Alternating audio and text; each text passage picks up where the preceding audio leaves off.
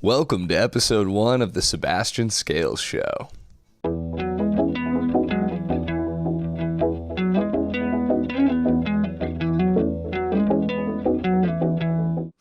It's amazing how hard it is to just start. This podcast is a prime example of getting so wrapped up in the initial aspect of it. You get so obsessed with how it's going to start that you just never end up starting. And I think it's because the only rule for this podcast is that I have to say exactly what's on my mind 100% of the time. I cannot filter. I cannot change how I actually feel. I mean, I definitely if I no longer feel that way, but I can't not say a thing on the podcast because I'm worried about how people will perceive it. If worry or fear is the basis for not doing a thing or saying something, that I can't do that on the podcast. I have to say it. So what you're going to get listening to this is my unaltered thoughts. And that is scary because I don't know if I've ever really even done that. I mean, obviously to some extent, but I feel like especially on social media and oftentimes you just feel like you can't really be yourself. And who knows what this podcast will morph into, but for example, right there, when I was like, who knows what this podcast will morph into? In my head, I'm like, oh, people are going to perceive that as he doesn't have direction. He doesn't know where he's going to go with this podcast. I have no confirmation that anybody's going to think that or has thought that. The podcast isn't out yet. I mean, it is now that you're listening to it, but I have so many perceptions about how people are going to view these things, the things that I say. And just then, for example, I assume worst case scenario that people are going to hear me say that and just turn the podcast off because I don't have direction. Our minds are so consistently focused on the negative hypothetical scenarios, whether it's how people will perceive a podcast or how people view the clothes that we wear or the posts that we make on Instagram, whatever it is. We are so quick to jump to all the worst things that people could think about what we're doing and saying. And we do that without any confirmation of it actually happening.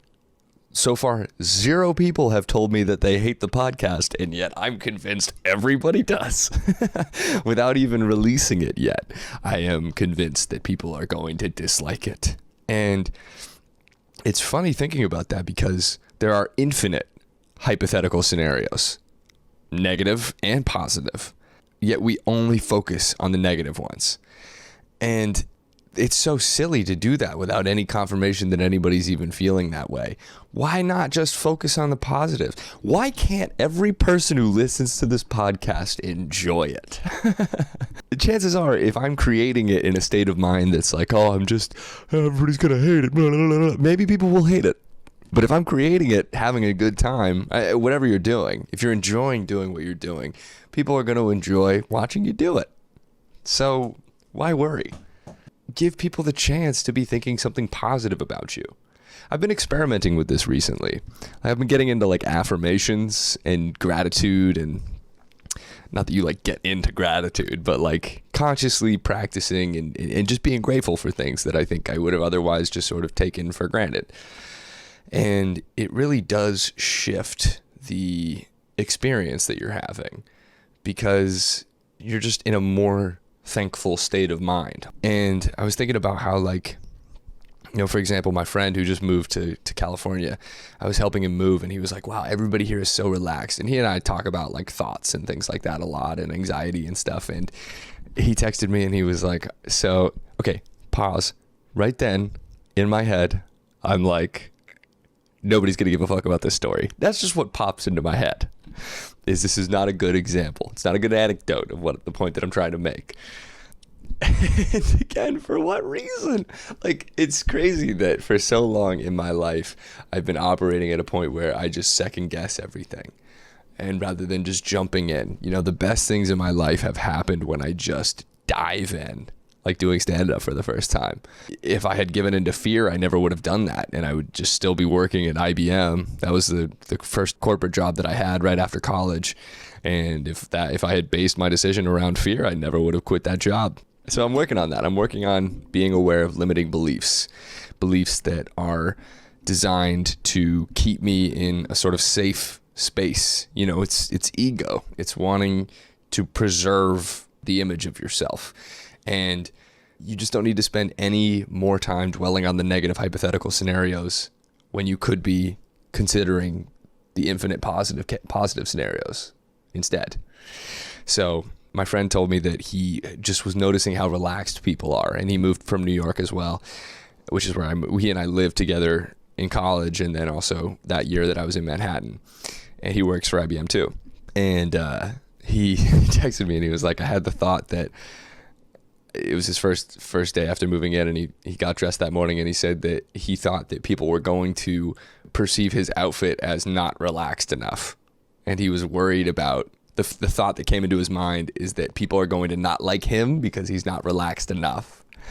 And he was joking about just how silly the thought is, and we were talking back and forth, and I was like, yeah, like imagine the difference in your life experience if instead of perceiving everybody who's perceiving you as not liking the thing that you're wearing or not liking you, imagine that every person that you see is just stoked for you. They see your outfit and they're like, oh my God, this guy looks so sick. This guy is happy. He's relaxed. Nobody is spending the time that they have on earth thinking about how dumb you look in your clothes. Or whatever you're worried about. It's very unique. We have I feel like all of our minds operate in similar ways, but the things that we're worried about are a little bit different. For me, a big thing I worry about is my nose. You see this? I'm accentuating the bump right here, but I mean, my nose looks broken 100% of the time. Dude, sometimes I'll just be interacting with a person and I'll just be like, I bet they think my nose looks fucking huge. Just like while the conversation's going, which all that is doing is just pulling me away from the conversation that we're having. It's taking me out of the present moment and putting me back into my internal worried head. And everybody is doing the same thing. The person that I'm talking to who I'm worried about thinking that my nose is big is in their head worrying about how big their ears are. We're having an autopilot conversation that's not engaged. We're removed from what's actually being experienced, and we're going into our heads trying once again to protect our image and make it so that how can I make them not notice how big my nose is? Who gives a fuck if they think your nose is big? You have a big nose. Who cares? But it's just crazy to think that the majority of our species is operating this way, and how much potential we have to unlock as a species if we would just let go of that stuff.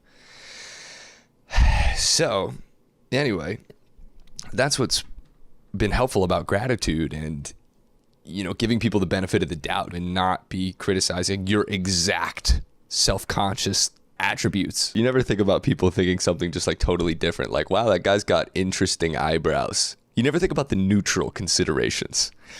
I mean, first of all, most of the time nobody's thinking anything about you, positive or negative, and yet we only consider the negatives. So I've been experimenting with that. Like, I've noticed, I just moved to Venice in California, and I've been going on a lot of beach walks, and I've noticed that sometimes I'll feel myself like physically tense up when I like walk by somebody. It's generally someone attractive, and I'll find myself tensing and feeling like I need to do something, feeling like I need to change myself in order to, I guess, convince them that I'm attractive, to make them like me. I don't trust myself to just behave as the moment presents itself. I feel the need to puff out my chest or be something other than what I am. And all that is just an unnecessary physical tension that is ultimately detracting and causing me to not relax. So rather than thinking that these people, whether they're attractive or not, but if you ever just feel like people are judging you, whether it's somebody that you're talking to or somebody that you're walking by, imagine for a second that they are just so happy for you. They're looking at you and they're like, this fucking guy. He just loves it. He loves it here. He's having the best time. Imagine that. And now imagine everyone thinks that, because it's just as possible that they're thinking these positive things as the negative things. And that's what's been happening, is like I've been noticing like my whole state of being is just so much more positive when I assume that people are thinking positive things about me. And that makes me so much more open and positive to other people, because I'm just like, yeah, what's up? Like, you know, I'm not thinking anything negative about you, and I'm assuming that you're not thinking anything negative about me. So we're able to have a conversation that's fully engaged, and neither of us are in our heads. I mean, maybe the other person is, and of course I am too a lot of the time. It's an ongoing process. I find that I still have a lot of the thoughts that are anxiety inducing and self-consciousness, like the nose thing. But when I am aware of it, it becomes a lot easier to let go, or to remember a helpful thing, like the fact that these negative scenarios are almost never correct. It's silly to spend any time dwelling on it. So this is interesting. I got something in my eye. Something went into my eye, and then I just blinked a couple of times, and then it's gone. Isn't that amazing? That our bodies take care of everything. Eventually they shut down and stop working, but for the most part, you can cut yourself, you can lose an arm, you can have all these crazy things happen to you, and most of the time your body will just regenerate without any conscious effort. It'll just happen all of itself. And even regardless of the healing, the basic functioning of your body that's happening all the time is an absolute miracle. We're just breathing and beating our hearts and seeing and hearing and all of these amazing things that we take for granted. Most of the time we're not at all engaged with our senses, and we're just in our heads. It's actually nuts when you start being aware of your thoughts. I'm like big into meditation. I've been meditating for a number of years now. And when you are aware of the thoughts that are coming into your head, it is just nuts how many of them are just wrong and unwarranted, and how affected your body is physically by the thoughts that you're having. And if you're in this state of mind that's perceiving everybody as not liking you and hating what you're doing and thinking about how big your nose is, you feel bad. You physically feel bad. And when you become aware of that, for me, I've started viewing these negative thoughts and negative emotions and feelings as an opportunity to immediately feel good just by letting go of the thing that's in my head at that time. And then whenever you have a negative experience, a negative emotion or thought, if you're aware of it, it's like, oh yeah, how did I almost forget that I don't need to worry about that at all? And then you're just like constantly having these thoughts pop into your head, and it just like goes right out the other side, and you're met with this sort of base case feeling of relaxation and happiness. What just popped into my head is, this isn't very funny. But who cares? Who cares? I'm enjoying talking about this, and that's enough. This is going to be a little authenticity training for me. So far, everything that I've said has been truthful. And if it becomes untruthful, I'll let you know. It's interesting experimenting with silence. So oftentimes, when you're in a conversation, especially with somebody that you're not comfortable with, and the silence comes in, and it's like, oh, what a feeling that is. Like, you're just desperately trying to think of something to say that's not even, you don't even want to talk about it. You just don't want to not hear something. You don't want it to be awkward. Like, I've started to, sometimes if I'm in the state of mind that's like confident and not worried about perceptions, I'll just start blurting things out like that. Like, it'll be a conversation and I'll just be like, yeah, do you think this is awkward? Like, just ask the person, and then it ends up being a funny conversation because you're both just like, wow, why were we feeling like that? Like, there's such a fake level of conversation that happens so consistently that's just like nobody really gives a fuck about small talk, you know? And it would be interesting if, rather than always filling that silence with some dumb fucking, the weather's nice. Not that, the weather is nice a lot of the time, and it's nice to appreciate that with somebody else. But when you're saying things to just fill the silence, it's interesting to sit with that feeling. Like, what is that? Not wanting to have the other person think that you're weird, maybe, for not talking, when chances are they're either just thinking the exact same thing you are about how silent it is and how weird it is, or they're not thinking about it at all. They're definitely not mad at you for it. Probably. But what am I talking about? There's going to be a lot of that in this podcast.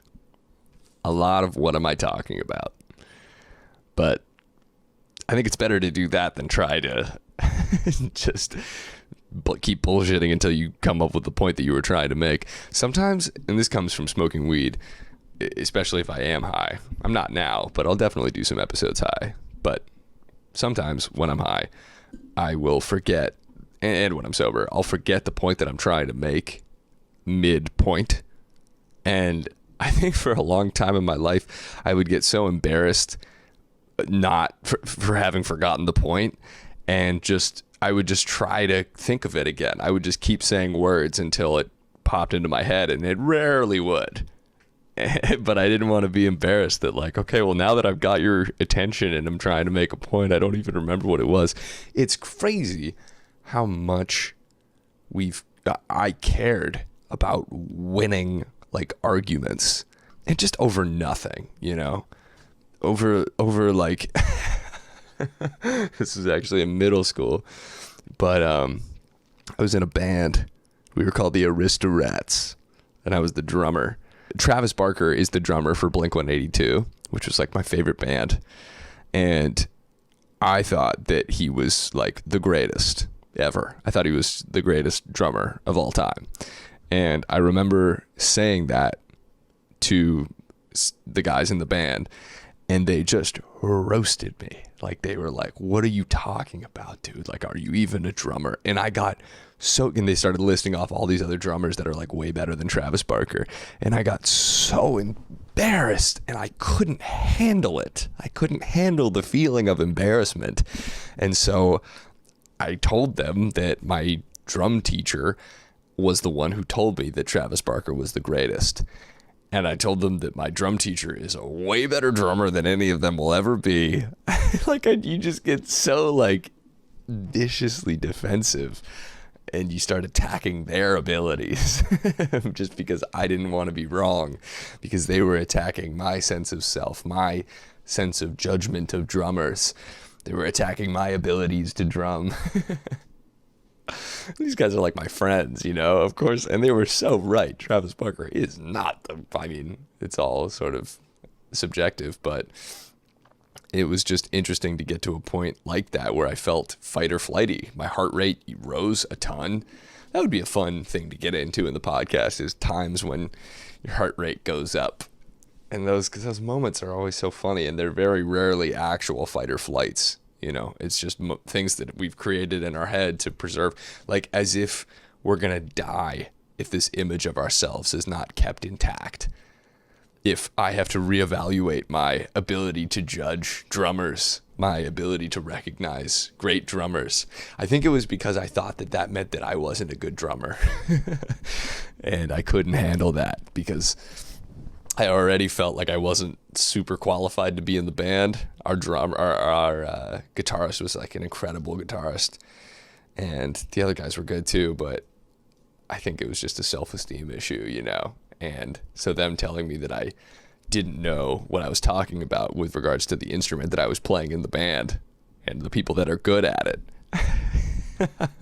It was an attack. I took it as an attack on my individuality and who I am as a person. even though none of them meant it like that. Of course they all meant it in good fun.